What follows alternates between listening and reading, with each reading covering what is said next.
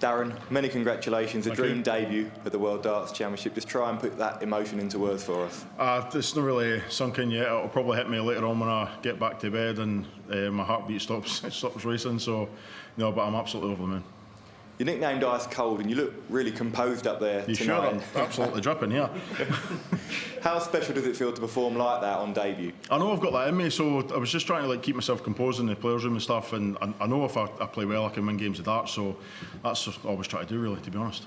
And you've been performing really well on the Pro Tour circuit over recent weeks. Do you feel like you've taken your game to a different level recently? I would say so, yeah. My first year I was more just finding my feet and trying to find my form more or less, but second year it sort of came good and I've managed to get a European Tour, the Players' Championship finals and my first one on that stage.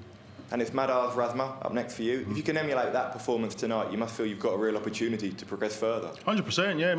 Madars didn't exactly play great in his first game, so I know if I was to go up and sort of replicate what I did up there, I've definitely got a chance, yeah.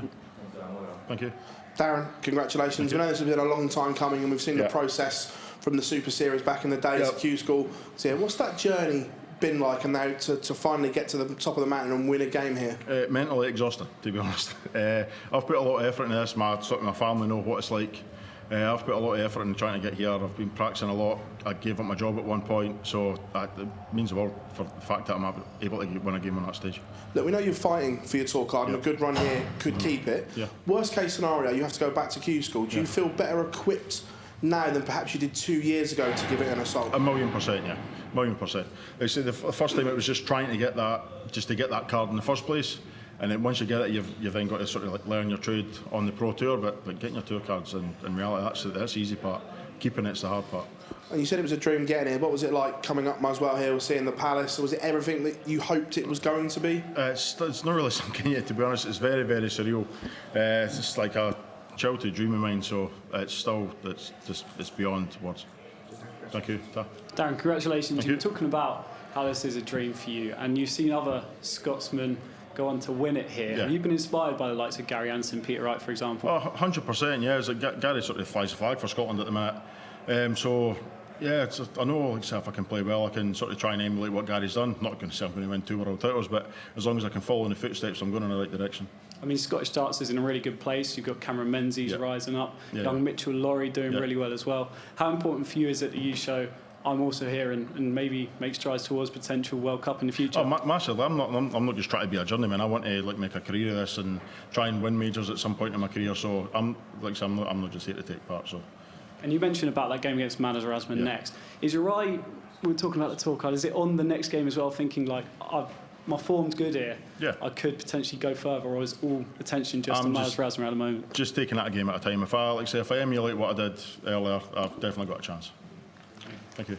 Well done, Darren, on the win. It was quite clear that up there that Dimitri van den Berg wasn't himself. He was in a bit of a mess, if we're being honest with you. How difficult is it to focus on your own game when someone on that stage who has won majors really is struggling with himself and his own game? You just got to forget about it, really. I've got a job to do as well. I'm not really trying to worry about what Dimitri's doing. I've got legs to win. I've got darts to throw. I'm not really paying attention to what Dimitri's doing. I'm at my table drinking my water, just trying to compose myself. Just what Scott was talking about there with the tour card situation.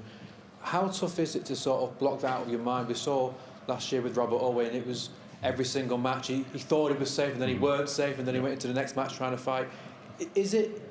Do you almost need that to focus on to get you boosted, or is it something that you just need to block out your mind entirely and try to not have it as a distraction? I wouldn't really say so. It's as simple as if I win games, I'll keep my tour card. If I don't, I'm not going to keep it. So I'm just going to take it a game at a time, and whatever happens, happens, really. Right, thanks, Darren. Well done today. Congratulations, Darren. How pleased were you with your performance overall, and what did you make of your experience on the stage? Because we saw you dancing in between, intervals and things like that. No, I felt really comfortable with it, to be honest. Didn't feel too.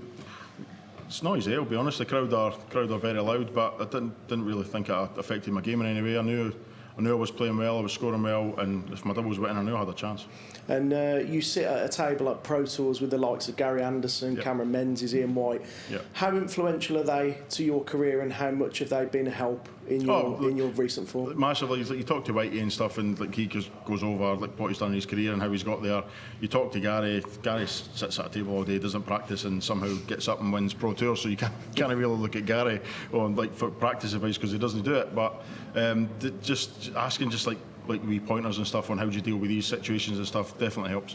And Madar's Razma next for you. Yeah. How do you rate your chances in that, and what are your thoughts on him?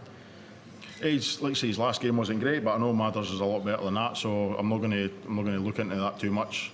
Like I say, if I go up and play well, I know I've got a chance. If Madars plays well, we'll see what happens. Thanks. Thank you.